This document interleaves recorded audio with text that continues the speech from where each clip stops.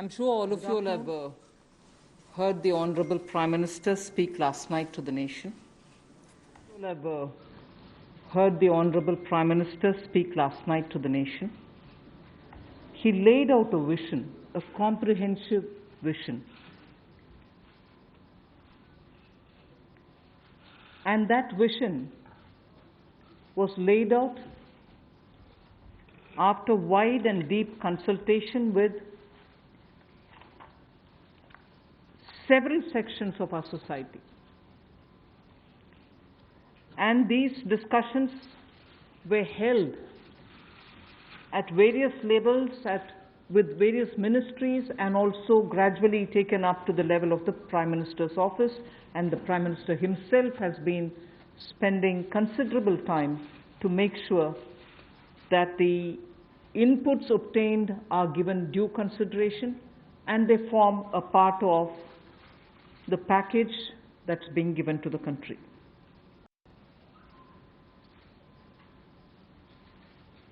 Essentially, this is to spur growth and to build a very self-reliant India. And that's where this whole initiative is called as Atmanirbhar Bharat Abhiyan.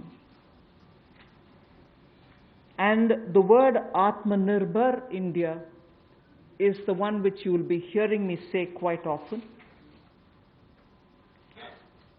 I know, coming from South India, a lot of people wondered what it actually meant. So for their benefit, I'll just say what it means in the 4 languages, subject of course to perfectionist corrections. Suya Sarbu Bharadam in Tamil, Suya Adharita in Telugu, Suyam Asarittan in Malayalam, and Swayam Avalambita in Kannada. Subject to correction, it may not be the perfect translation, but something to take it closer to what it means. So Atmanirbhar Bharat is what we are talking about. And you heard the Prime Minister clearly say that this is going to be resting on 5 important pillars. 5 important pillars: the economy, infrastructure, technology-driven systems, demography, and demand. So if these are the 5 pillars on which we are trying to build Atmanirbhar Bharat, the focus obviously will be what can be defined as the factors of production in today's language. Factors of production, all of us know that we've been hearing it: land, labor, capital, and enterprise. Today, we recast it, say it the same way, but then essentially referring to the very same factors of production, but in this Atmanirbhar Bharat, our focus therefore would be on those factors of production which are land, labor, liquidity, and law. So essentially it addresses issues of ease of doing businesses, ease of doing compliance and regulations being due diligence observed, and so on. And in this, the intention is to build brands. Intention is also to take local brands and build them to a global level. So there is a global value chain integration also as a part of this vision which the Prime Minister has put before us. Certainly when he says Atmanirbhar Bharat, it is not to look inwards and cut India to become an isolationist country. It certainly talks about a confident India which can rest on its strengths and also be able to contribute to the globe, the way in which the Prime Minister rightly pointed out. The production of PPE and masks and also ventilators to an extent has rapidly grown within these 40 days. We have the capability, we have the enterprise to build such capabilities and help the world with it. And therefore, India shall continue contributing to the globe.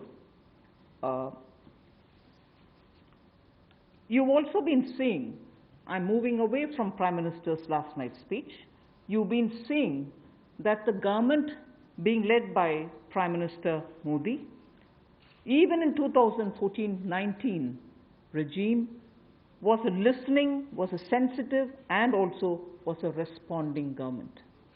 And that is why I list before you the various reform-driven steps which have been successfully taken. It's important for us to recall that now, even as we talk about building a new India, building an India which is going to be Atmanirbhar. If I were to group them into different categories and list out what has been done by this government, even in between 2014 and 19, if you were to talk about the poor, we had the DBT-based reforms, based on which today, as we look at the migrants, look at the poor, look at the lockdown in their lives and the impact it has made in their lives, the DBT enabled us to directly put money into their accounts, and they didn't even have to go to the bank to collect it. The bank mitras were able to come and deliver the money. Benefit transfer के जरिए हमारी सरकार ये मुमकिन कर पा रही है कि लोगों को सीधे पैसा पहुंचे. Accounts based on Aadhaar and based on mobile technology has brought a revolution in this country, which many countries do recall now, and many of them are not able to do it, although India is able. Micro insurance की स्कीमें, So for the poor, Awas Yojana, Ujjwala the योजना, micro insurance schemes, PM Awas Yojana, इन सब के जरिए लोगों को again मुफ्त something cooking which has gas made it possible for people to have free मुमकिन हो cooking पाया. gas in the last 3 months. It wouldn't have been Ujjwala possible scheme to के reach जरिए out ही to ये the poor मुफ्त to have their cooking cooking gas उन gas तक पहुंची. given unless स्वच्छ the भारत Ujjwala अभियान scheme और was so Ayushman Bharat successfully implemented. गरीबों के Swachh लिए Bharat Abhiyan and Ayushman Bharat. उठाए गए कदम है. And therefore, for the poor, during the last tenure, the several schemes which benefited were all reform-driven. कृषि के If I were लिए to talk फसल about पीएम फसल agriculture बीमा in the योजना, same spirit, PM Fasal Bima Yojana, PM Kisan Yojana, which again has come इनके out जरिए handy, lockdown के that वक्त we भी were हम able to किसानों तक पैसा front पहुंचा load पाए हैं. the money to the Kisan during this lockdown. Otherwise, it wouldn't have been कृषि possible. सिंचाई योजना, Creating new इन fisheries सब के जरिए department, रिफॉर्म लाया गया Krishi कृषि क्षेत्र Sinchay में. Yojana, were all aimed at bringing reform in agriculture. Similarly, talking of business and also trying to bring in public better sector business banks में environment. PSB cleanups have बेहतर public व्यवस्था sector की banks गई, cleanup after system cleaning जिसे वो कह रही हैं. heavy load of phone banking resulting in NPAs. Public sector banks ease of doing recapitalization, business reform यानी FDI liberalization, बिजनेस करना ease of कैसे doing आसान बने. business reforms, which were taken down to the third level of IDC, GST administration reform, governance, IBC reforms, इन सब के GST जरिए reforms. Lockdown का And today, because of impact the हम GST समझ पाए reforms, कि you're able to see जो what लघु उद्योग impact है उन पर क्या हो रहा है. lockdown is having on small and medium businesses.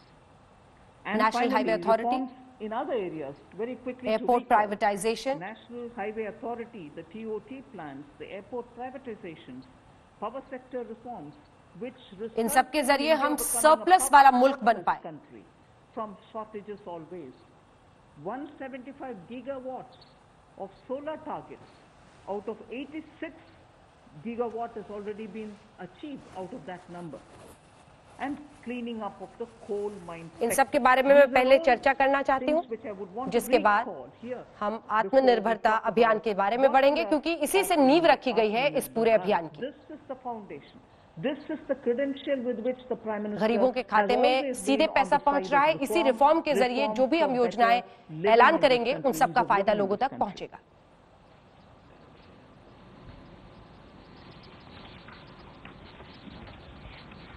नमस्कार.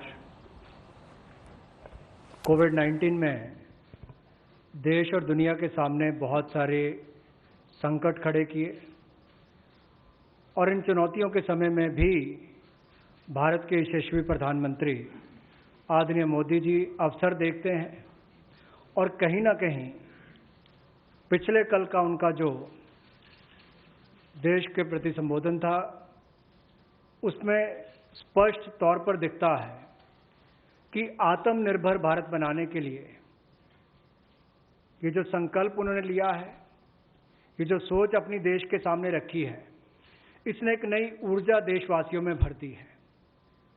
जहां अपने घरों तक सीमित थे लोग, आज वो आत्मनिर्भर भारत बनाने के इस संकल्प में जुड़ने जा रहा है और संकट में अवसर देख रहा है। और शायद यही कारण है कि दुनिया के मुकाबले अगर भारत का देखा जाए तो इस लड़ाई में बहुत अच्छे कदम रहे। यहां तक कि दुनिया भर के देशों में दवाइयां तक पहुंचाने का भी संकट के समय में अगर किसी ने काम किया तो भारत की दवाइयों की कंपनियों ने किया, जिसमें भारत को बहुत प्रशंसा भी मिली है। यही नहीं, सबसे पहले कोविड-19 को चलते मोदी सरकार ने जो पहला कदम उठाया वो प्रधानमंत्री गरीब कल्याण योजना के रूप में लेकर आए कि देश के गरीब को भूखा ना रहना पड़े, उसको कोई दुख तकलीफ ना हो। और 1,70,000 करोड़ का ये पैकेज माननीय वित्त मंत्री जी ने आप सबके सामने रखा था।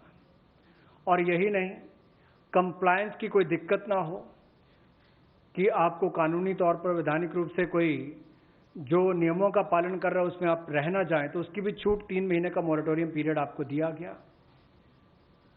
फिर आरबीआई के माध्यम से भी घोषणाएं हुई जिसमें लिक्विडिटी का फायदा आप सबको मिला, देश के करोड़ों लोगों को। तो मेरा मानना यह है कि रिफॉर्म्स की जब माननीय प्रधानमंत्री जी बात करते हैं कि आत्मनिर्भर भारत हमने बनाना है, तो उसके 5 स्तंभ की उन्होंने बात की है, 5 पिलर्स की बात की है, जिसकी विस्तार में उल्लेख माननीय वित्त मंत्री जी ने किया है।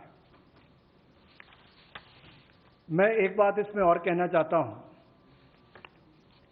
कि ये जो हम इकोनॉमी की बात करते हैं, अर्थव्यवस्था की बात करते हैं, पहला स्तंभ आधारभूत ढांचा हमारा ऐसा हो जो आधुनिक हो। और यही नहीं, हमारे सिस्टम जो है वो 21वीं शताब्दी में हमें विश्व गुरु बना सकें, उस लायक हम बनाएं। वाइब्रेंट डेमोग्राफी की हम बात करते हैं, युवा शक्ति को हम राष्ट्र शक्ति और राष्ट्र निर्माण के रूप में लगाएं और उनका लाभ उठाएं। और डिमांड को कैसे बढ़ाना है और डिमांड सप्लाई चेन का समन्वय कैसे बना रहे और अर्थव्यवस्था आगे और कैसे बढ़े, इसके इस्तेमाल को करने की भी जरूरत है। बोल्ड रिफॉर्म्स का पूरा लेखा जोखा माननीय वित्त मंत्री जी ने पिछले 6 वर्षों का दिया है। मैं यही कहूंगा, बड़े निर्णय करने के लिए मोदी जी जाने जाते हैं। चाहे वो गुजरात में आए भूकंप के समय वापस कच्छ को खड़े करने की बात हो, या आज के संकट के समय भारत में पीपीई और मास्क के निर्माण की बात हो। और कहीं ना कहीं यही सोच भारत को आत्मनिर्भर भारत बनाने जा रही है। और इस आत्मनिर्भर भारत जो मूवमेंट है, इसमें हम आप सबको जोड़ने आए हैं। 20 लाख करोड़ का ऐतिहासिक पैकेज माननीय मोदी जी ने पिछले कल घोषणा की है और प्रधानमंत्री जी ने हमें निर्देश दिया है कि प्रतिदिन अलग अलग सेक्टर्स को लेकर आप सबके बीच में आकर इसकी विस्तार में हम लोग जानकारी दें। तो माननीय वित्त मंत्री जी आपको अगली जानकारी देंगे कि आज किस सेक्टर को लेकर हम आप सबके बीच में आए हैं। लेकिन बोल्ड रिफॉर्म्स 6 वर्ष भी होती रही, अब भी होगी, जब तक भारत आत्मनिर्भर नहीं हो जाता, उस दिशा में लगातार काम चलता रहेगा। So I broadly explained about the reform steps which were taken during the previous 14 to 19 tenure of this government. And after the 2019 elections, the July budget was presented. Post that, immediately, in this very hall, we met several times, over several fortnights, when we had to respond to the call of the hour, the need which was felt by the SMEs and many others. And all this only to underline the fact that you're speaking with a sensitive, a responsive, and a government which believes in consultation. हमारी सरकार लोगों से बातचीत में भरोसा रखती है, संवेदनशीलता में रखती है। But soon after came Corona. लेकिन बजट के And फौरन बाद कोरोना आ after, गया, the parliament session was concluded. संसदीय Within hours of सत्र the खत्म होने के announcement बाद of the lockdown, लॉकडाउन का the ऐलान PM हुआ Garib Kalyan और पीएम package was गरीब announced, Kalyan about which package MOs की घोषणा have की गई, briefly referred. जिसका The जिक्र numbers राज्य मंत्री are ने किया। something which are worth recalling here because we are going to have जो to उस वक्त build on पैसे दिए गए थे वहीं से हम शुरुआत करेंगे। 52,606 crores into DBT account of direct benefit 41 transfer के crore जरिए bank account holders, 41 the Jan Dhan crore account holders. Bank खातों में, जनधन अकाउंट 18,000 में crore ये worth पैसा of गया grain था, and pulse transfers happened, in which जो 48 अनाज lakh भी metric ट्रांसफर किया tons गया of था, wheat and rice have been distributed. गेहूं और चावल costing दोनों का 69 वितरण crores, किया गया। to 69 crore account. 69 crore ration में card holders. खातों में ये 71,738 metric tons of pulses have been distributed to 6.25 crore card holders. Aside from this, non-card holders have also been distributed grains. Card holders And और जिनके पास I नहीं है mentioned उन्हें a भी minute ago अनाज about the Ujjwala वितरित scheme किया which गया। help distribution of free cylinders. Divyang and old age pensioners have all been दिव्यांग also और given बुजुर्गों के assistance. लिए भी जो So पेंशन after जिन्हें the मिलता है उन्हें भी lockdown, सहायता within दी a गई। couple of hours, meaning lockdown within के a day कुछ ही or two, घंटों we के came with अंदर that और फिर एक announcement दो of the दिन के Garib अंदर ही Kalyan, ये ऐलान किया package. गया गरीब कल्याण पैकेज With का, that, और there वहां was से also a compliance शुरुआत हो गई and सहायता देने की। also due diligence related deadline dates which were postponed so that ease of compliance could come in.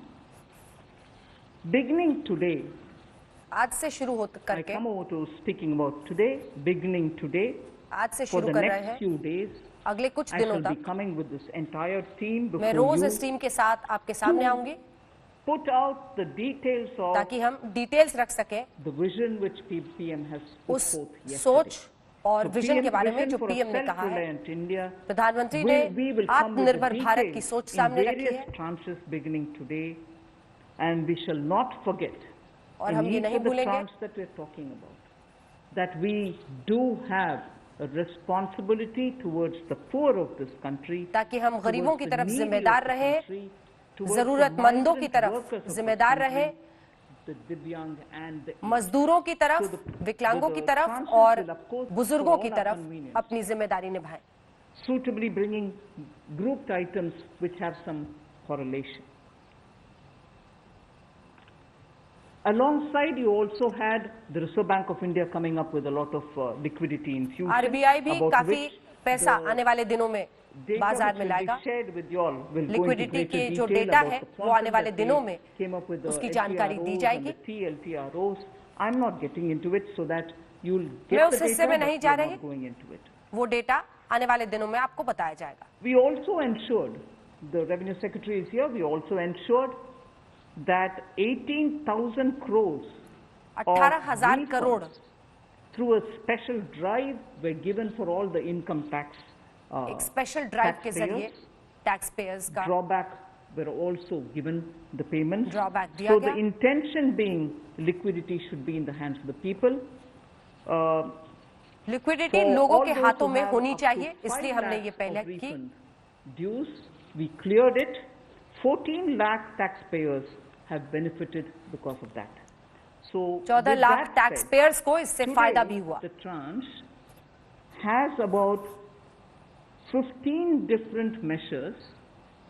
15 different measures. 15 अलग अलग कदम six का of जिक्र होगा which pertain to the micro, small and medium जिसमें enterprises. 6 माइक्रो कुटीर, small लघु and उद्योग के मीडियम लिए एंटरप्राइजेस के लिए ऐसे 6 कदम हम हम उठाएंगे। उठाएंगे। 2 relate to the employees provident fund. 2 2 employees relate provident to fund the से लिखा हुआ है। NBFCs, housing finance corporations and the 2 Kadam MSME के MFIs. फाइनेंसिंग जो Microfinance हाउसिंग कॉर्पोरेशन है institutions. उससे जुड़ा हुआ है। 1 relates to DISCOMs, 1 relates to contractors, एक डिस्कॉम्स के लिए, 1 एक कॉन्ट्रैक्टर्स relates के to लिए real है estate, और and एक रियल 3 एस्टेट के लिए are है। tax measures that we have taken. So I'll get into the detail of today's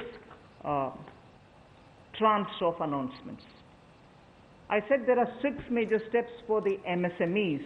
The first one, there is a collateral-free automatic loan for MSMEs which is being provided. Collateral This free will automatic give loan facility up to MSME क्षेत्र में 3 दिया lakh जाएगा। crores. 25 crore outstanding for those MSME units for 25 whom crore 25 crore उन is the outstanding MSMEs के loan, लिए or 100 crores whose turnover is जिनका will turnover benefit from 100 this. Crore है, उनको इससे फायदा These मिलेगा। loans will have a 4-year tenure and there will be a moratorium given for 12 months. 12 These महीने are का going to be मोरेटोरियम दिया जाएगा। 100% credit guaranteed 100% over, credit guarantee as a in cover loans में given the to जाएगी। banks and NBFCs on principal and interest. So this is going to be available till 31st October 2020. 31 अक्टूबर से ये लागू There होगा। are no guarantee fees, कोई no guarantee such fees नहीं ली collaterals जाएगी required. और ना ही कोई So collateral. I guess this will benefit 45 lakh units. 45 so that lakh they can units resume को their business इस activity लोन का फायदा होगा and also safeguard jobs. और इससे नौकरियों की भी सेफगार्ड होगी, यानी सुरक्षा होगी। प्रधानमंत्री गरीब कल्याण योजना में जहां सबसे पहले कोविड हेल्थ वर्कर्स के लिए 50 लाख रुपए की इंश्योरेंस पॉलिसी का प्रावधान किया गया था, वहीं पर 80 करोड़ गरीबों को 5-5 किलो गेहूं या चावल देने का प्रावधान किया गया और पूरे देश भर में पीडीएस के अलावा अतिरिक्त ये 5-5 किलो उनको दिया गया, पिछले महीने भी और इस महीने भी। इसके अलावा ये प्रति व्यक्ति 5-5 किलो था और प्रति परिवार दाल देने का भी काम किया गया 1 किलो। और इसके अलावा जो हमारे वृद्ध, विधवा, दिव्यांग हैं उनको भी जनधन खातों में सीधा पैसे डाले गए, 500-500 रुपये, 1000 रुपये उनको टोटल डाला गया।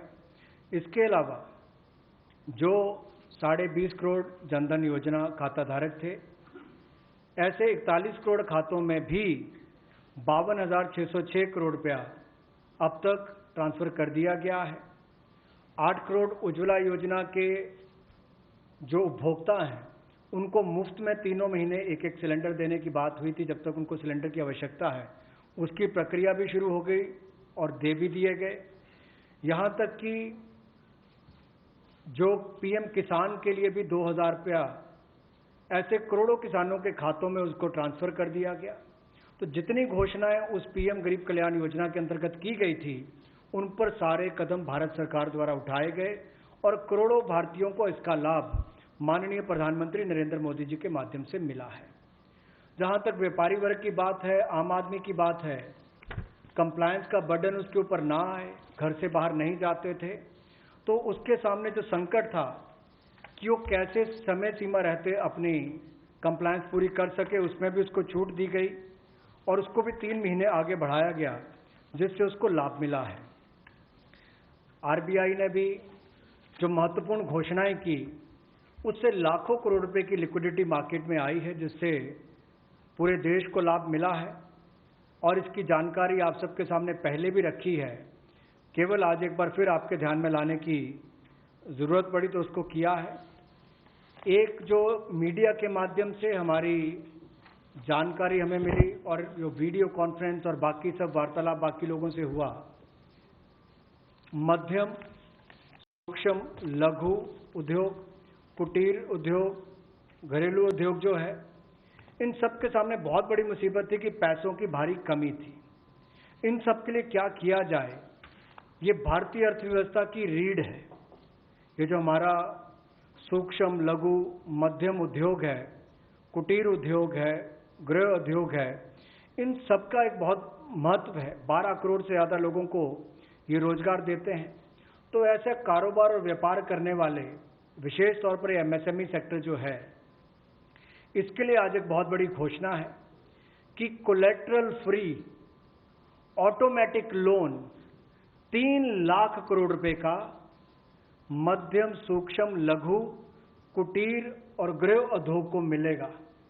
इसमें किसी को अपनी ओर से कोई गारंटी, कोई कोलेटरल देने की आवश्यकता नहीं है और इसका समय सीमा भी 4 वर्ष की होगी और पहले 12 महीने यानी कि पहला 1 वर्ष उनको प्रिंसिपल रीपेमेंट नहीं करना पड़ेगा, इनके मूलधन का चुकाना नहीं पड़ेगा, मूलधन को नहीं चुकाना पड़ेगा, और 12 महीने की इस पे छूट रहेगी, और 4 वर्ष के लिए उनको ऋण दिया जाएगा।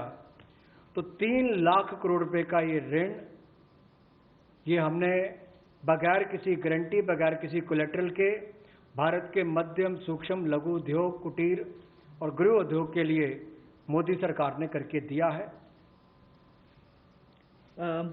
I just move to the next one, which is about a 20,000 crore subordinate debt proposition which we are bringing. If the earlier one, which was just now explained by the MOS, was for standard MSMEs who, because of lockdown, couldn't move forward because they didn't have money, they didn't have cash coming in.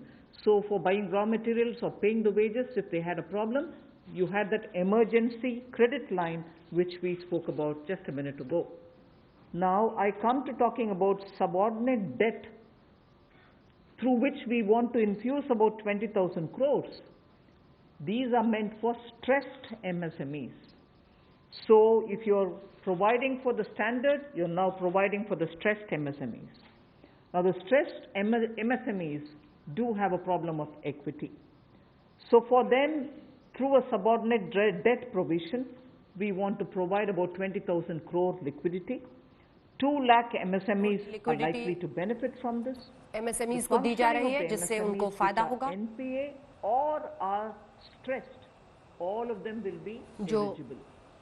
For this subordinate stress से गुजर रहे हैं, यानी lockdown की वजह से परेशानी में है, जो NPAs है, नॉन परफॉर्मिंग एसेट्स, या फिर जो स्ट्रेस में है, उन सबको इसका फायदा होगा। As its contribution to the CGTME, MSE, the Credit Guarantee Trust, and they will be then able to provide the partial credit guarantee support to the banks, as a result of which stressed and NPA MSMEs will immediately benefit. तनाव में जो सूक्ष्म, लघु, मध्यम उद्योग या कुटीर या गृह उद्योग हैं, उनकी इन परिस्थितियों को देखकर गौण कर्ज या अधीनस्थ ऋण के रूप में 20,000 करोड़ रुपए का प्रावधान इन स्ट्रेस्ड MSMEs के लिए किया गया है, ताकि इनकी जो कमी आती थी उस कमी को दूर किया जा सके। और इसमें भी लगभग 2 लाख से ज़्यादा मध्यम, लघु, सूक्ष्म, कुटीर उद्योग को लाभ मिलने वाला है। और ये 20,000 करोड़ का गौण ऋण ये तनाव वाली MSMEs को दिया जाएगा। The next of the MSME linked steps that we are taking, this is the third. There is a fund being created for infusing about 50,000 crore. 50,000 crore equity डालने के लिए MSME में ये फंड में फंड बनाया जा रहा है। Those MSMEs who have the potential and जिन who are viable. MSME में So we spoke about those who are standard. Potential है, यानी वो आने वाले वक्त में अच्छा कर सकते हैं। Now I'm talking about अब हम जो तनाव में, स्ट्रेस में थे, NPA थे, उनसे निकलकर उनकी तरफ आगे बढ़ रहे हैं, जिन MSMEs में आने वाले वक्त में उम्मीद है और वो बेहतर कर सकते हैं। एक फंड ऑफ फंड्स होगा, 10,000 करोड़ का कॉर्पस होगा उसका, एक मदर फंड और डॉटर फंड के इस फ्रेमवर्क के जरिए हम उनको विकास के लिए पैसा देंगे और इसके जरिए MSMEs को अपने अपने क्षेत्र में बढ़ोतरी करने में, एक्सपेंशन में, काम बढ़ाने में फायदा मिलेगा और मार्केट में भी वो लिस्ट हो पाएंगे। जो मध्यम, लघु, सूक्ष्म उद्योग अच्छा कर रहे हैं, विस्तार करना चाहते हैं, आगे बढ़ना चाहते हैं, लेकिन उनके आकार को बढ़ाने की, क्षमता को बढ़ाने की सुविधाएं नहीं मिल पाती थी, तो उसके लिए फंड्स ऑफ फंड्स का प्रावधान किया गया है। और इस फंड्स ऑफ फंड्स के माध्यम से 50,000 करोड़ की इक्विटी इन्फ्यूजन होगी, ये हम करने जा रहे हैं।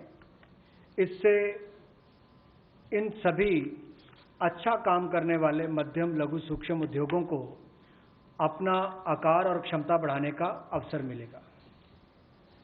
The next one is something which all of us have been waiting for a long time, about the definition of MSMEs. I'm sure you heard from several sources. अब हम आपको MSME की क्या परिभाषा है वो बता दें। इस पर बहस हो रही थी। हम एक ऐसी स्थिति में आ गए हैं कि हम बता सकते हैं कि इसकी परिभाषा क्या है। In favor of the MSMEs.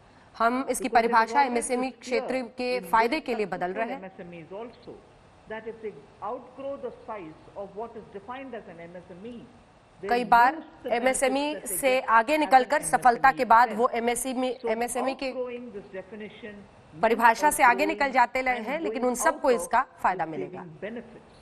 Therefore, MSMEs prefer to remain within the definition rather than grow. MSME हमेशा चाहते हैं कि सफलता के बावजूद वो इसी क्षेत्र का फायदा उनको मिलता रहे। Change in the definition of MSME, हम परिभाषा बदल रहे हैं they need not worry about growing ताकि वो in चिंता size. ना करें कि वो They will इस still be able to get परिभाषा से quite a बाहर lot of निकल benefits जाएंगे और उनको which फायदे otherwise, मिलते as an रहेंगे। MSME, they had got. So now how do we change it? तो हम I कैसे told you परिभाषा why we बदलेंगे? are changing the definition. How are the changes being brought about? What exactly is the change which is coming in? The change is that investment limit which defined an MSME is being revised upwards. So you can be a slightly more larger invested company, but you're still going to be considered only as an MSME. आप में ज्यादा निवेश भी हो सकता है, लेकिन फिर भी आप MSME के ही परिभाषा में दायरे में आएंगे। The idea is, even with an increased investment, ज्यादा निवेश के बावजूद as an MSME, you shall not get out of the आप benefits MSME में ही रहेंगे, उसी के दायरे में रहेंगे और आपको उस दायरे का लाभ मिलता रहेगा। To define an MSME is being brought in, and that criteria is based on turnover. So that is being एक क्राइटेरिया टर्नओवर है। Earlier it was only investment size. पहले सिर्फ निवेश के आधार पर तय किया जाता था, अब टर्नओवर के भी आधार पर turnover size is being brought. MSME की परिभाषा And होगी। earlier, the distinction which prevailed between manufacturing unit, and therefore their definition was on slightly different account. Service units, their definition manufacturing और was on service slightly unit की different परिभाषा criteria. सब Now that अलग-अलग differentiation रहती थी, between अब ये manufacturing फर्क and service मिटाया जा रहा है, MSME चाहे are being आप removed. उत्पादन में हो, Manufacturing MSME or service-based manufacturing में हो MSME या shall all service be defined similarly. Enterprise And हो, then, दोनों की ही therefore, the परिभाषा fact that एक ही तरह before से you होगी। will tell you what was earlier and what is now. What was earlier defined with an investment of 25 lakh as micro unit will 25 now lakh have में investment micro under unit पहले till होता था, 1 crore. वो अब So 1 they'll crore still be तक के called a निवेश के micro लिए माना unit, जाएगा। even if the investment is up to 1 crore. 1 crore तक निवेश है, Now, तब भी in उसे that, service micro investments unit of 10 MSME में ही lakh माना जाएगा। were called as micro earlier. Now because the distinction is removed, service also will have the benefit of being called a micro unit. तो even if the service investment is 1 में crore. भी अब आप अगर हैं तो Over वहां and पर भी above that, 1 करोड़ this तक के says टर्नओवर that पर in आप addition to investment माने as a जाएंगे definition micro unit. criteria, 1 we crore are के bringing निवेश in में, the माफ criteria कीजिएगा, of turnover also. हम So टर्नओवर now में भी इसी तरह your से परिभाषा बदल investment रहे can हैं। be up to 1 crore and your turnover आपका can निवेश be 1 up to करोड़ 5 तक हो crore. सकता है और आपका You turnover shall be 5 crore called तक हो सकता है, लेकिन आप as फिर भी micro.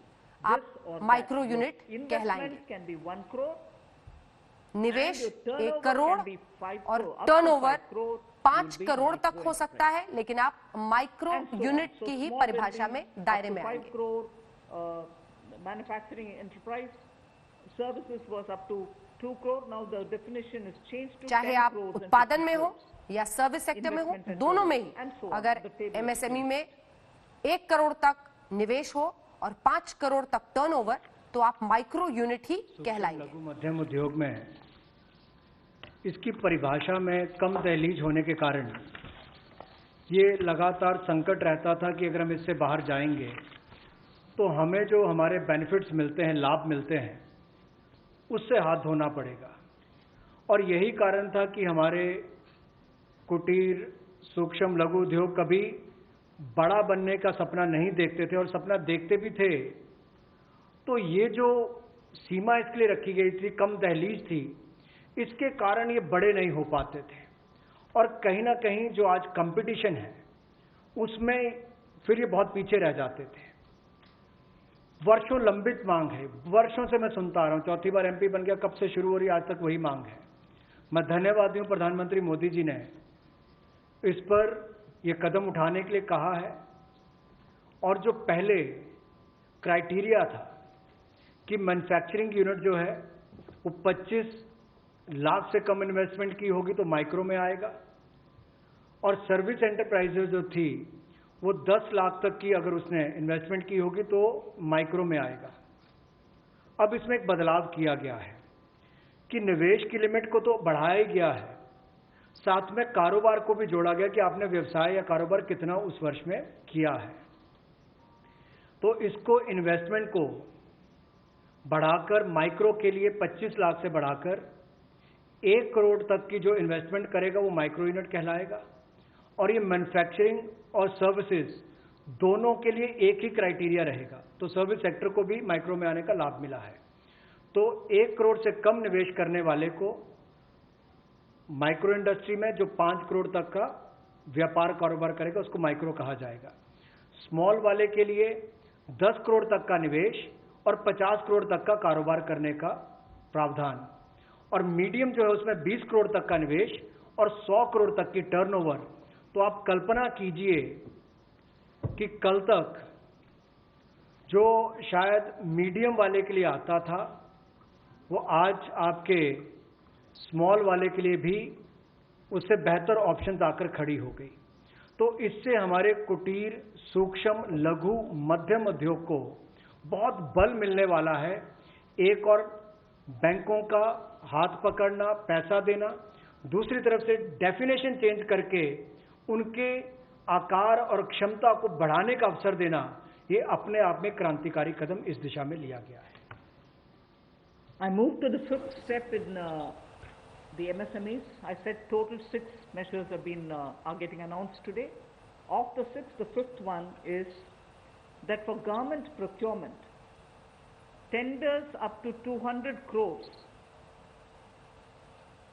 will no longer be on global tender route, meaning global tenders will be disallowed in government इजाजत नहीं होगी जब सरकारी प्रोक्योरमेंट यानी 200 crores 200 करोड़ तक जब सरकार प्रोक्योर करेगी तो ग्लोबल टेंडर्स की जरूरत नहीं होगी। units, as you may call, big, large companies, who they were serving all the while. Suddenly the conditions became, based on the global tenders, unmatchable by our MSMEs. So they were disqualified from supplying to companies for whom they actually grew as ancillary units. As a result, many of our MSMEs were not anymore able to participate in supplying products to many of these large units. MSME कई बार large unit को supply करने में अवरोध पाते थे और इसीलिए 200 करोड़ तक का टेंडर ग्लोबल टेंडर नहीं होगा। ये एक बड़ी राहत और इसी के जरिए MSME के लिए अपना व्यापार कर पाना ज्यादा आसान होगा। आत्मनिर्भर भारत की तरफ भी एक बड़ी पहल होगी। आत्मनिर्भर भारत अब मेक इन इंडिया के जरिए आगे बढ़ेगा। और पिछली 2 स्लाइड्स में भी आपने देखा होगा कि कुटीर, सूक्ष्म, लघु, मध्यम उद्योग के लिए जो बड़े कदम उठाए गए हैं, 3 लाख करोड़ के कोलेटरल फ्री और कोई नई गारंटी दिए बिना एक और से ऋण उपलब्ध करवाना, उसके अलावा जो बाकी कदम उठाए गए और उनकी परिभाषा बदलने का काम भी किया गया, तो ये कदम उससे एक और स्तर ऊपर है कि ये सब बदलने के बाद उनको कामकाज जब मिले तो कंपटीशन में कहीं ना कहीं अनफेयरनेस जो होती थी उसमें हमारे लोकल उद्योग वो पीछे रह जाते थे। तो लोकल को बल, लोकल से ग्लोबल तक जाने की बात जो कल तक प्रधानमंत्री जी ने कही, उसी दिशा में एक ये कदम है। लोकल के लिए वोकल भी, लोकल को बल भी, लोकल से ग्लोबल भी, तो ये इसीलिए ग्लोबल टेंडर्स जो हैं ये 200 करोड़ तक से कम वाले जो हैं, इसमें यानी कि 200 करोड़ से कम वाले में ग्लोबल टेंडर्स नहीं होंगे। इसमें हमारे सूक्ष्म लघु मध्यम उद्योग को लाभ मिलेगा और कहीं ना कहीं आत्मनिर्भर भारत की जो हम बात करते हैं उस दिशा में कदम ये भी उठाया गया है। The sixth step towards MSMEs is post-COVID trade fairs, exhibitions are going to be very difficult. So we shall ensure that e-market linkage is provided across the board for all these MSMEs so that they're able to find their market easily in the absence of being able to participate in trade fairs which cannot be held in this environment. Market तक ज्यादा उनकी पहुंच हो पाए क्योंकि trade fair ऐसे वक्त पर नहीं किया जा सकता है। भारत सरकार और CPSE जहां पर MSME के रिसीवेबल्स यानी जो कुछ वहां से आता है उनके जरिए अगले 45 दिनों में सारे रिसीवेबल्स क्लियर किए जाएंगे। Government of India will honor every MSME receivable within the next 45 days. Her receivable का समान होगा आने वाले 45 दिनों में सरकार की तरफ से। एक बार फिर कुटीर सूक्ष्म लघु मध्यम उद्योग के लिए ये जो चुनौतियां कोविड-19 के समय शुरू हुई कि घरों तक सीमित होना पड़ा और आप कहीं जाकर सामान बेचने में दुविधा आती थी, तो ई मार्केट लिंकेज करने की बात की क्योंकि ई कॉमर्स का आजकल ज़माना भी आया है, वो भी होगा। और इसके अलावा व्यापार मेलों में कैसे वो इन्वॉल्व हो सके, उनका शामिल होना हो, प्रदर्शनियों में उनकी पार्टिसिपेशन हो सके, इसके लिए कदम उठाए जाएंगे। और जो हमारे सार्वजनिक केंद्र उपक्रम है उसमें जो अगर उनके कोई पेंडिंग पेमेंट्स है, सरकारी है या PSUs में है, उनको भी अगले 45 दिनों में बल देकर वापस उनकी पेमेंट हो, ऐसा प्रयास किया जाएगा ताकि जल्द से जल्द उनकी पेमेंट हो ताकि उनको राहत मिल सके। I now move to talking about EPF. अब हम EPF के बारे में बात करेंगे। During the प्रधानमंत्री गरीब कल्याण पैकेज, प्रधानमंत्री गरीब कल्याण योजना के लिए EPF के लिए कुछ उसी वक्त कदम उठाए गए थे। Units which have 100 workers, जहां यूनिट्स हो, जहां पर 100 लोग काम करते हो, EPF from the funds वहां पर 15,000 से कम कमाने वाले लोग EPF से पैसा ले सकते हैं क्योंकि उनके हाथों में कम पैसा है। Also was given relaxation. What I would now like to say before you is a liquidity relief.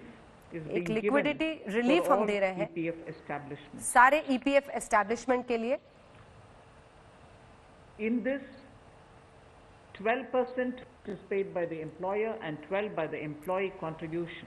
12% employ का कंट्रीब्यूशन और 12% एम्प्लॉयर का contribution. The support which Government of India gave for another 3 months.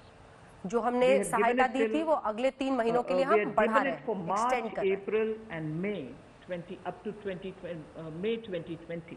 हमने The payments were made into their eligible accounts by Government of India for March, April and May. Nearly 3.6 lakh establishments benefited. लगभग 3.6 lakh liquidity relief संस्थाओं को इससे फायदा हुआ। 2,500 crores to 72.22 lakh employees is now being proposed to be provided by extending इसको extend करके contribution for the next और 3 भी months also. लोगों को फायदा पहुंचाया जाएगा। June, July and August. जून, जुलाई और अगस्त तीनों महीने में इसे एक्सटेंड किया जा रहा है। Will be paid by Government of India. EPF and this का shall जो provide कंट्रीब्यूशन है 2,500 वो सरकार की crore तरफ से liquidity support. दिया जाएगा। So what was given earlier for March, April and May जो मार्च, अप्रैल और मई के महीने में दिया जा रहा था वो जून, जुलाई, अगस्त के महीने तक दिया जाएगा। And therefore we shall be infusing 2,500 crore 2,500 crore liquidity 72.22 सरकार की तरफ से lakh दी जाएगी।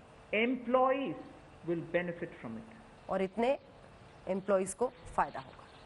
1,70,000 करोड़ के प्रधानमंत्री गरीब कल्याण पैकेज में एक सुविधा दी गई थी कि ईपीएफ जो है, प्रोविडेंट फंड जो है, वो 12% जो कर्मचारी उसका भी और जो नौकरी देने वाला उसका भी 12% भारत सरकार देगी। और ये पहले 3 महीनों के लिए हमने किया था, जिसकी भुगतान कर भी दिया गया पहले 2 महीनों के लिए, और इसको अगले 3 महीने और बढ़ा दिया जाएगा। इसका प्रावधान भी जून, जुलाई और अगस्त के लिए कर दिया गया है। 3,67,000 ऐसी संस्थाओं के 72,22,000 ऐसे कर्मचारियों को इसका लाभ मिलेगा। जब कर्मचारी का 12% हिस्सा भी और नियोक्ता जो नौकरी देने वाला है उसका 12% हिस्सा भी भारत सरकार देगी, और ये कुल मिलाकर 2500 करोड़ के लगभग का लाभ इनको मिलेगा। The next on EPF again, in order to provide more take-home salary for the employees, EPF पर ज्यादा टेक होम सैलरी काम करने वालों को मिले और एम्प्लॉयर्स को भी फायदा हो जो इस स्कीम में कवर नहीं हुए हैं। 100 एम्प्लॉय हैं, 90% को 15,000 से कम की तनख्वाह मिलती है। ये 3 महीने के लिए हम एक्सटेंड कर रहे हैं। ये अभी हमने 1 मिनट पहले अनाउंस किया था। अब दूसरा है ईपीएफ में स्टैट्यूटरी पीएफ कंट्रीब्यूशन, यानी जो मैंडेटरी है, जो देना ही पड़ता है, वो घटाया जा रहा है। 12% से 10% किया जा रहा है। अगले 3 महीनों के लिए जो एम्प्लॉयज हैं, नौकरी देने वाले हैं, वो 10% देंगे।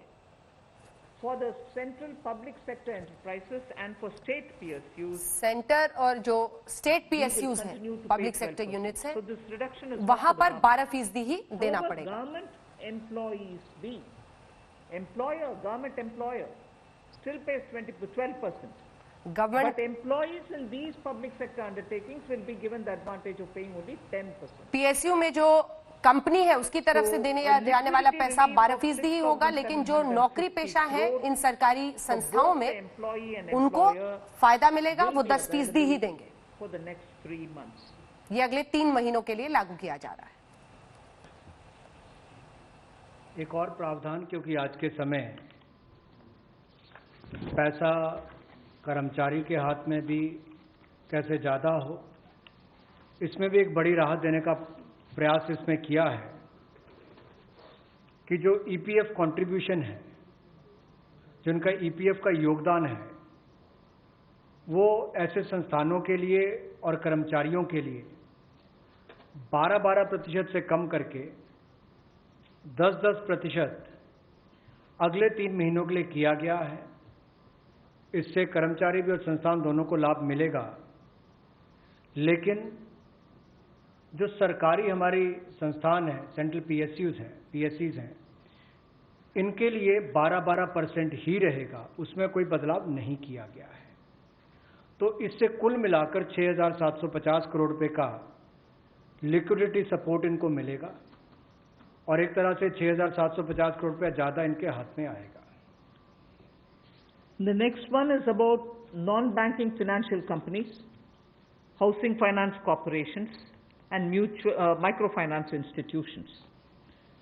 We have been hearing, housing corporations के लिए, in spite of a lot of steps which the RBI took, in spite RBI of ने all the कई provisions कदम that we उठाए made between the July budget and February budget, जुलाई और फरवरी it was budget के felt beach, that NBFCs लेकिन ये were देखा not गया able to get enough resources. NBFCs को ज्यादा And फायदा नहीं particularly हुआ।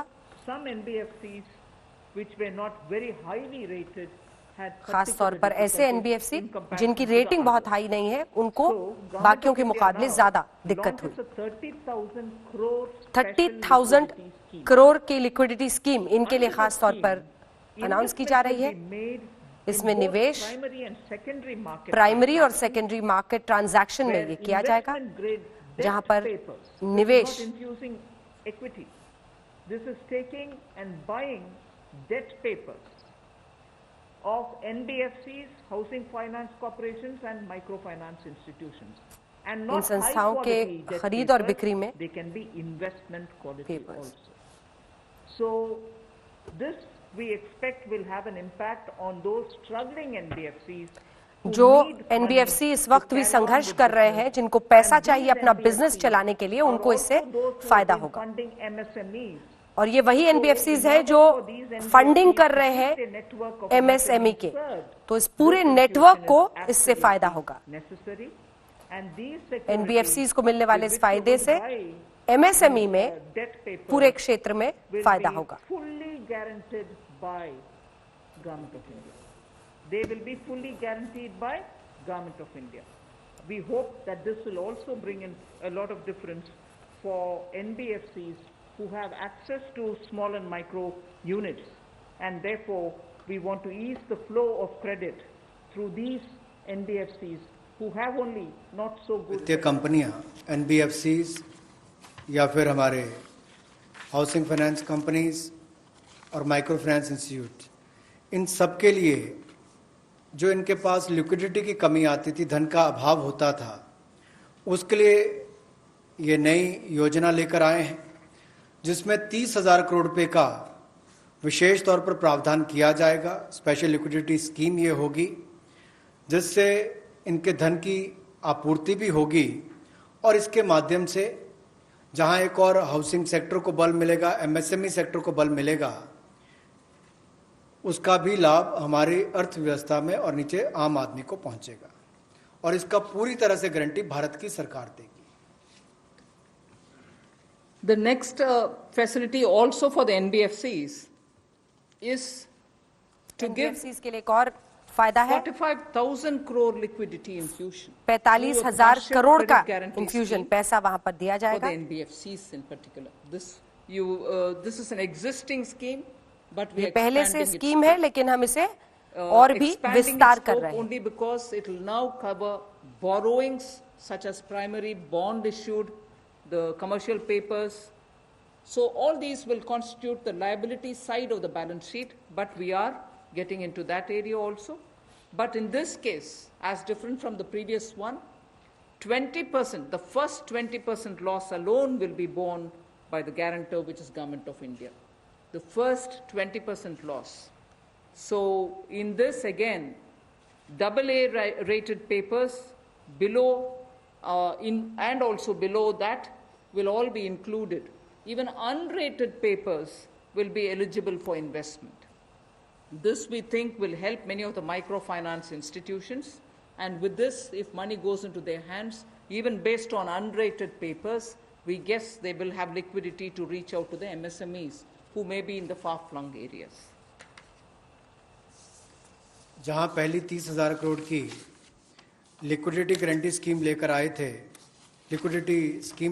एनबीएफसीज के लिए, एचएफसीज और एमएफआईज के लिए, वहीं पर अब आंशिक ऋण गारंटी योजना, ये लगभग 45,000 करोड़ रुपए की एनबीएफसीज का इसमें प्रावधान किया गया है। इसमें भारत सरकार गारंटर होगी, जो 20% का नुकसान इसके द्वारा वहन किया जाएगा। और यही नहीं, इसमें AA पेपर और इससे भी नीचे वाले जो हैं उसको भी इसमें पैसा मिल पाएगा, ऋण मिल पाएगा। और इसके अलावा जो अनरेटेड पेपर एलिजिबिलिटी है इन्वेस्टमेंट के लिए, वो भी इसमें प्रावधान किए गए हैं ताकि ज़्यादा इसका स्कोप बढ़ सके, ज़्यादा लोगों को इसका लाभ मिल सके और कुल मिलाकर इससे भी नई लेंडिंग जो है, यानी कि कर्जा दिया जा सके सूक्ष्म लघु मध्यम उद्योग को और आम नागरिकों को भी मिल सके, उसके लिए इसका प्रावधान किया गया है। I move over to talking about the DISCOMs. अब हम डिस्कॉम्स के बारे में बात करेंगे। DISCOMs today are facing unprecedented cash flow problems. Discoms को पैसे के बहाव की बहुत ज्यादा दिक्कत हो रही है और उनको सहायता की जरूरत है, लेकिन नहीं तो वो पावर जनरेटिंग कंपनियों को पैसा नहीं दे पा रहे हैं। डिस्कॉम्स बहुत संकट के दौर से गुजर रहे हैं। उनकी मदद के लिए लिक्विडिटी इमरजेंसी इंजेक्शन 90,000 करोड़ का हम ये पावर फाइनेंस कॉर्पोरेशन, दे रहे REC, the rural electrification corporations, both of them put together will infuse liquidity of 90,000 crores to all the DISCOMs. against all the receivables discoms that they को have. They're दिए sitting there जाएंगे। without getting paid. In turn, they are not able to pay the GenCos. In turn, the GenCos are wondering where they will have more money to pay for producing electricity. And at a time when we are talking about Atmanirbhar Bharat, at a time when we are also rightly claiming the credit for having made India a surplus power generating country, we've reached a stage where discoms don't have money because they're sitting with receivables. So we are now discoms making a receivables के साथ बैठे हैं और उनके पास पैसा नहीं है कि वो आगे दे सके। So we are now making a provision, a one-time provision. ये for एक बार का PSCs and प्रोविजन है RECs to infuse that money into the जिसके discoms जरिए ये पैसा against their इन डिस्कॉम्स में receivables, and डाला do in जाएगा। turn, this will be done with the state issuing guarantee. ये राज्य को गारंटी देनी होगी इस बात की जो पैसा हम दे रहे हैं उसकी गारंटी राज्यों से ली जाएगी इस गारंटी के साथ कि वो जेनकोस को उसके बाद पैसा देंगे डिस्कॉम्स और फिर ये साइकिल चलता रहेगा। इससे आम व्यक्ति को क्या फायदा होगा? हम पब्लिक सेक्टर की कंपनीज को कह रहे हैं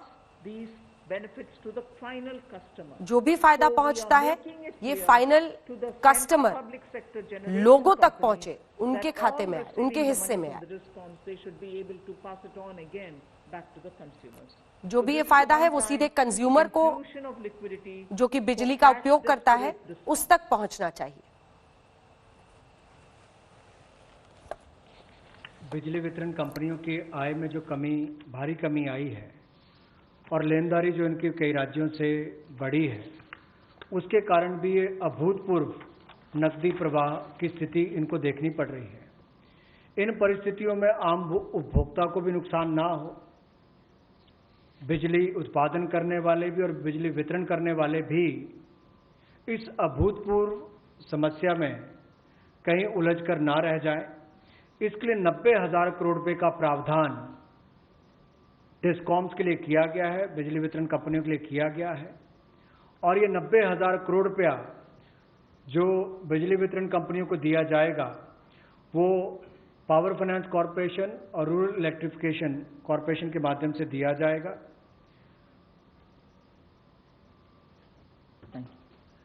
I move to the next, which deals with contractors. Contractors की बात करेंगे। All Government of India agencies, जितनी भी सरकारी एजेंसियां हैं, रोड ट्रांसपोर्ट के लिए, हाईवे, CPWD, सबके लिए 6 महीने का एक्सटेंशन देंगी बिना किसी भी कॉस्ट के उन कॉन्ट्रैक्टर्स को, ताकि इस एक्सटेंशन के जरिए जितना भी कंस्ट्रक्शन का काम, निर्माण का काम करना है या फूड एंड सर्विसेज का जो भी कॉन्ट्रैक्ट उनका भारत सरकार के साथ है, उनको ये छूट मिलेगी सरकार की तरफ से जो भी रिस्ट्रिक्शंस या फिर उनके कमिटमेंट्स हैं उनमें।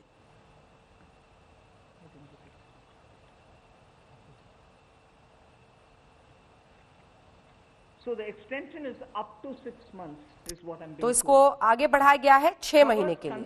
This shall cover construction work or निर्माण कार्य, goods and services contract. Goods और सर्विसेज का जो कॉन्ट्रैक्ट है उसमें It will also cover completion of works and काम खत्म करने की जो मियाद है milestones that they may have.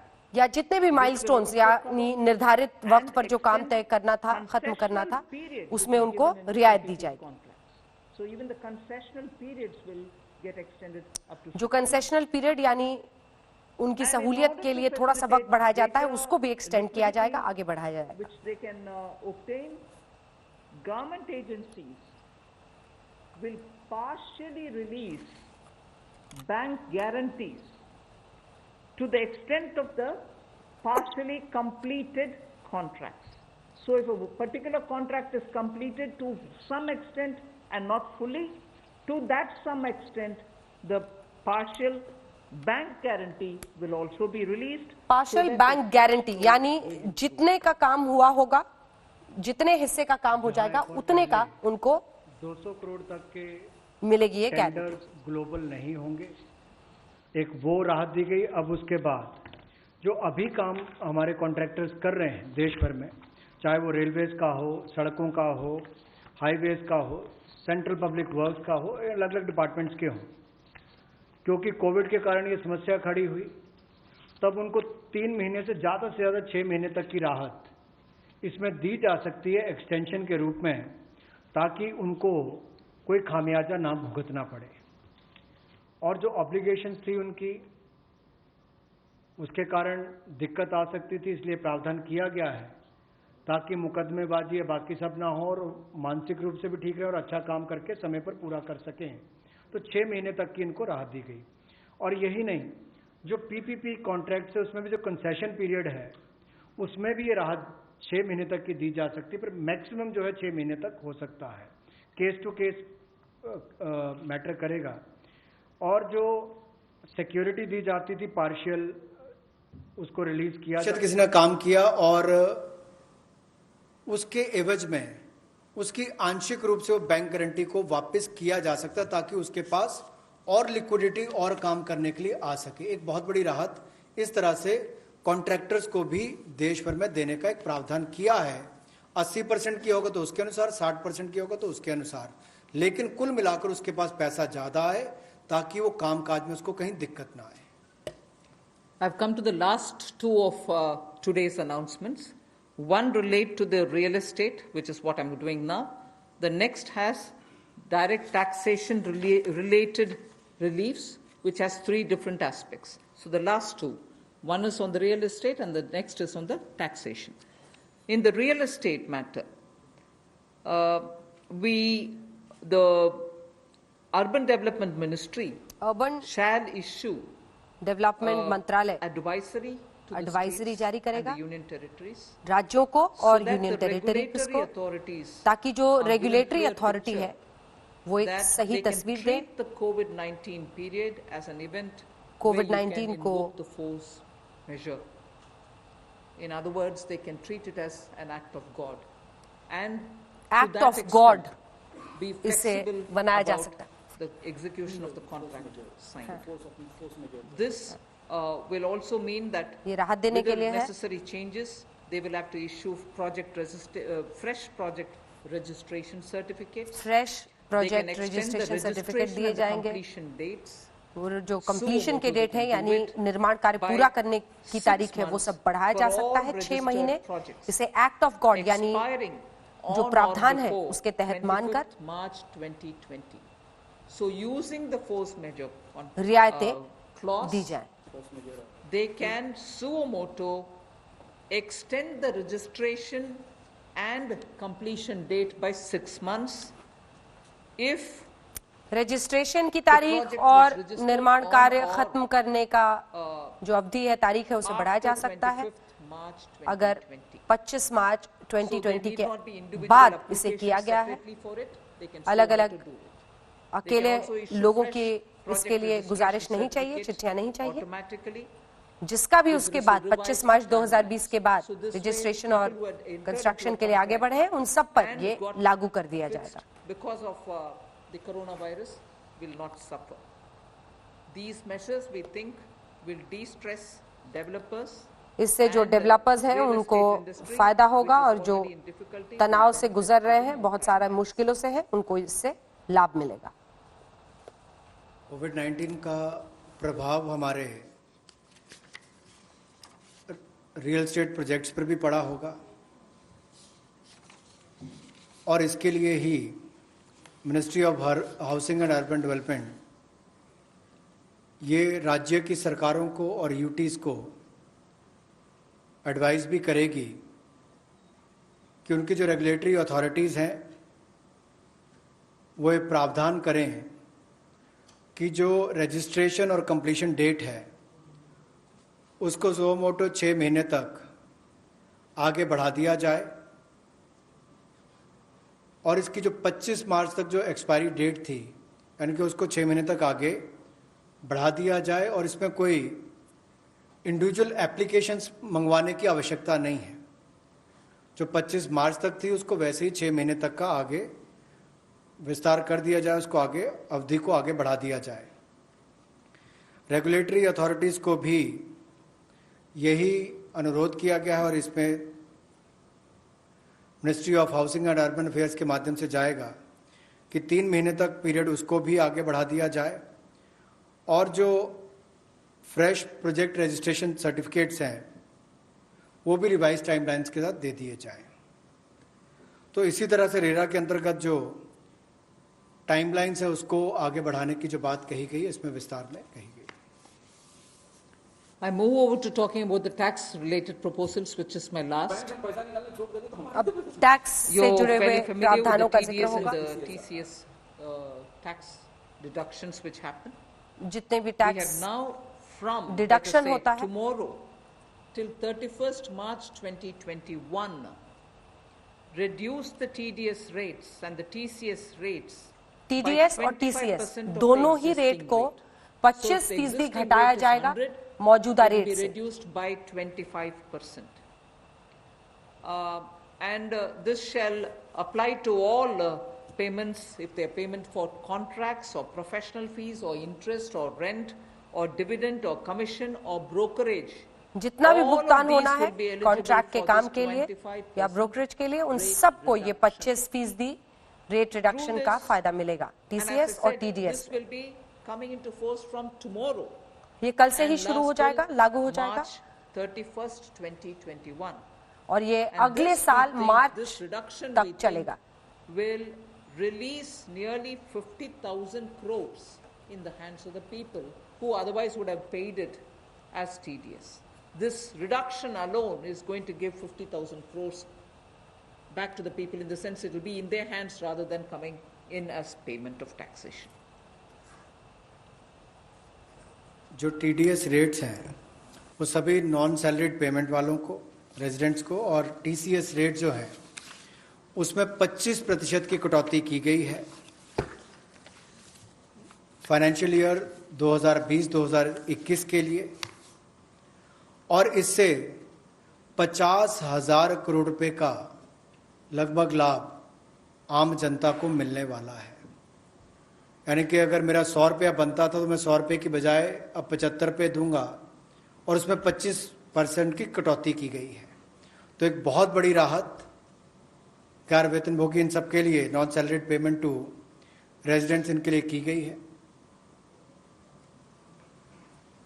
The next is a set of dates which are getting extended for direct tax, some of the measures that we are taking.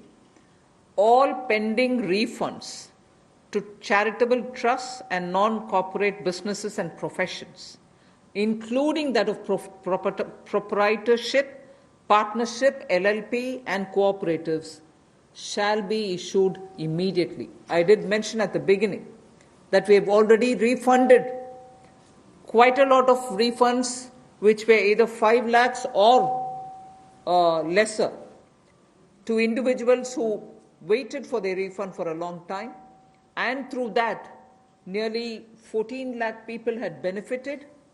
Now we are saying that the pending refunds of all charitable trusts, non-corporate businesses, professions, proprietorships, partnerships, LLPs and cooperatives, many of whom can be very small. Many of these are in cooperative sectors, many are MSMEs, many are small partnerships.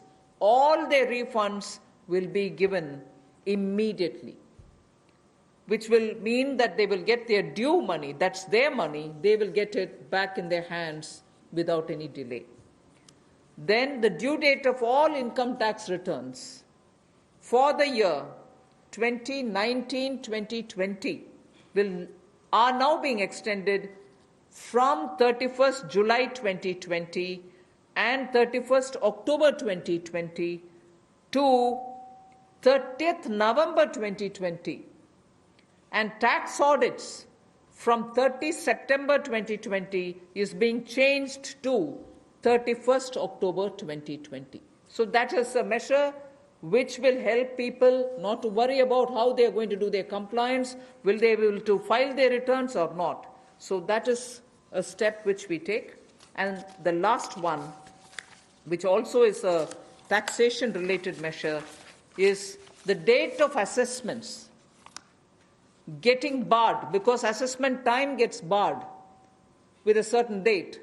We are conscious of it, we have taken cognizance of it, so we are saying date of assessments getting barred as on 30th September 2020 is now being extended to 31st December 2020.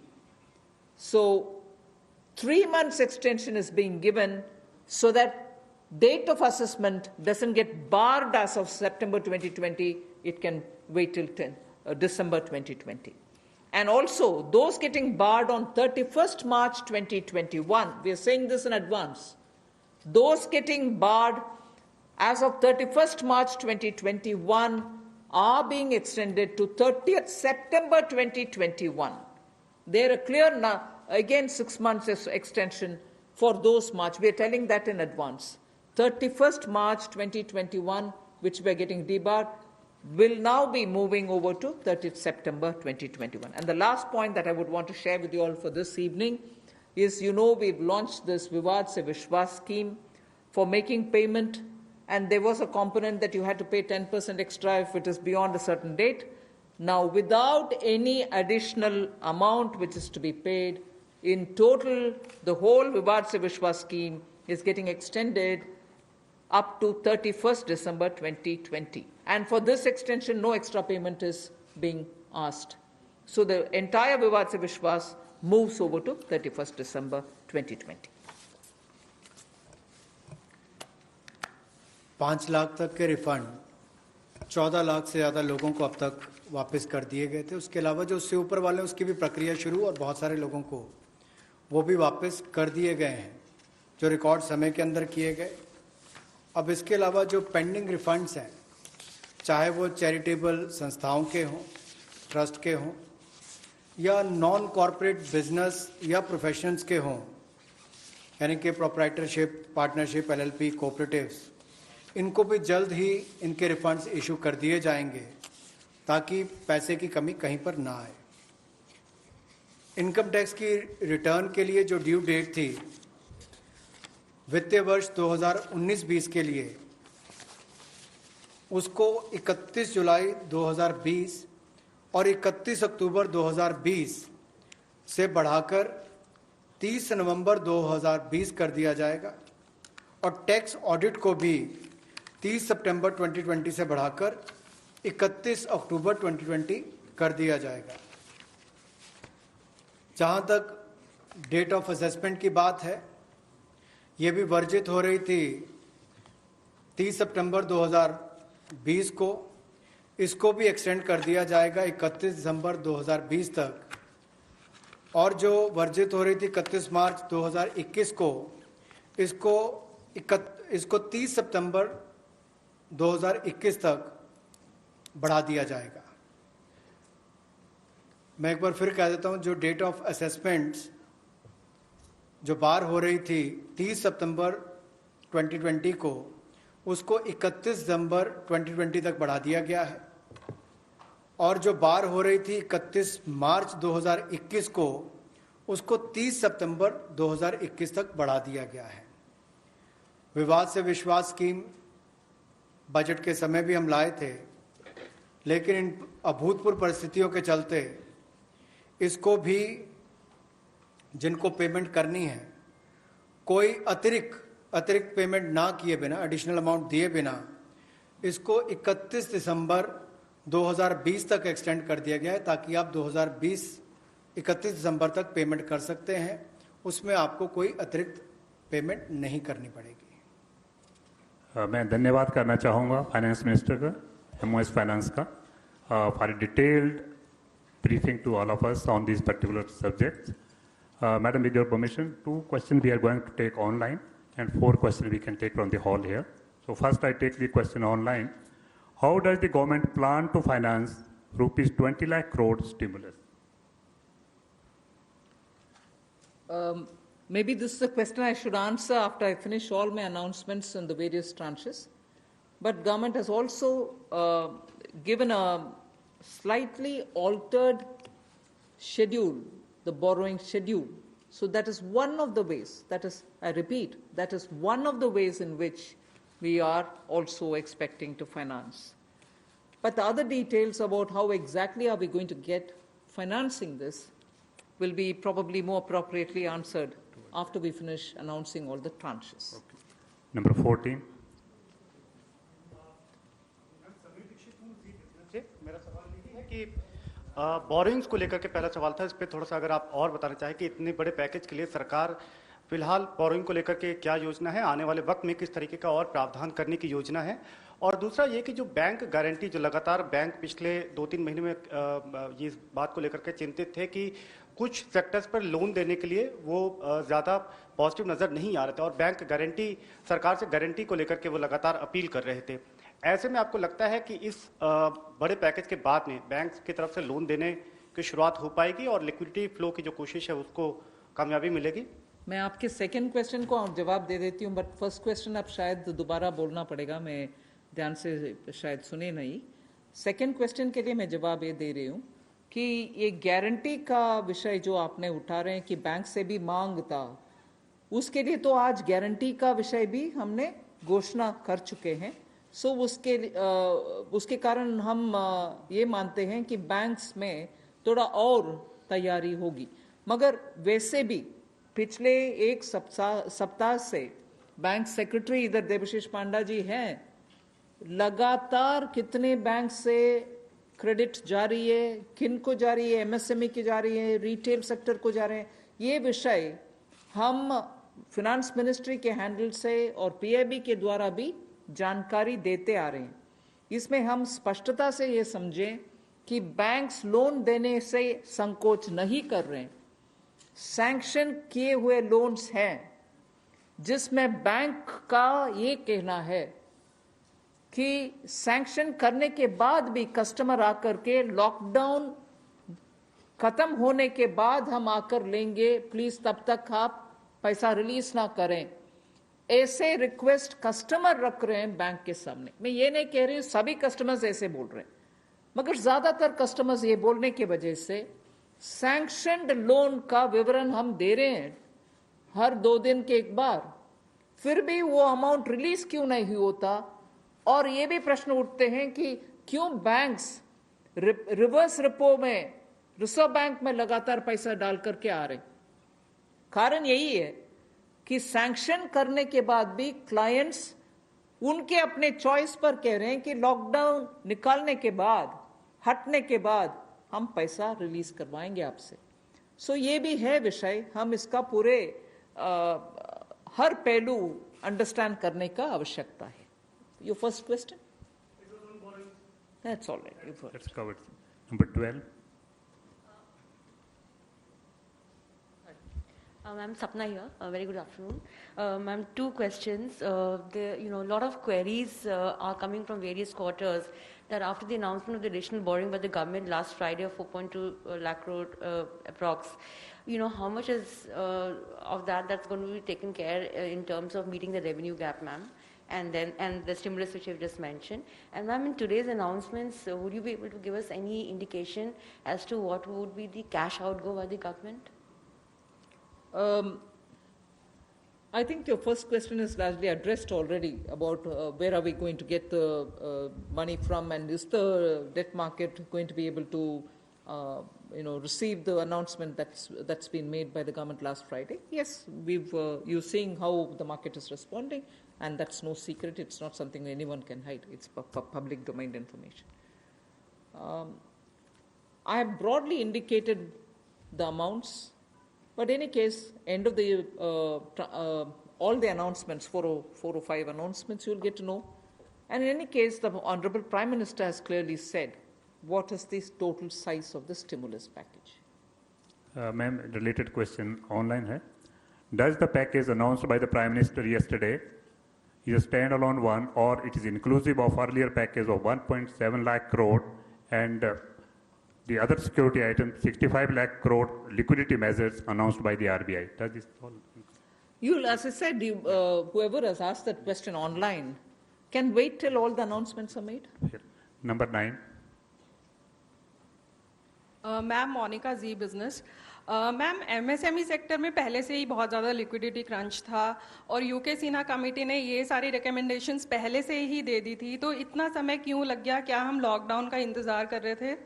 और दूसरा ये कि अप्रैल के GST numbers अभी तक नहीं आए हैं, तो एमएसएमई सेक्टर से काफ़ी कंप्लेंट्स आ रही हैं और वो काफ़ी रिक्वेस्ट कर रहे हैं कि एक जीएसटी एमनेस्टी स्कीम उनके लिए आ जाए, तो क्या हम उसकी आशा कर सकते हैं?